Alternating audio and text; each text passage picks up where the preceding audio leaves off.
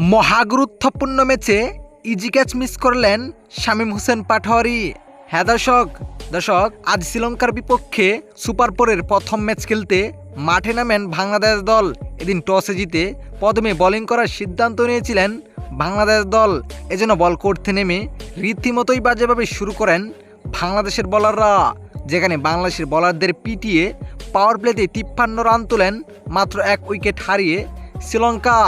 দর্শক এরপর দুর্দান্ত বল করতে থাকেন বাংলাদেশ দল, কিন্তু শেষ দিকে অবিশ্বাস্য ব্যাট করে ফেললেন শ্রীলঙ্কা, যেখানে শ্রীলঙ্কার হয়ে সর্বোচ্চ রান করেন দাসুন সানাকা, যেখানে 37 বলে 64 রানের জড়া ইনিংস খেলেন এই ব্যাটসম্যান। এখন দেখার বিষয় শ্রীলঙ্কার দেওয়া পাহাড় সমান রান টপকে ম্যাচ জিততে পারবে কি বাংলাদেশ।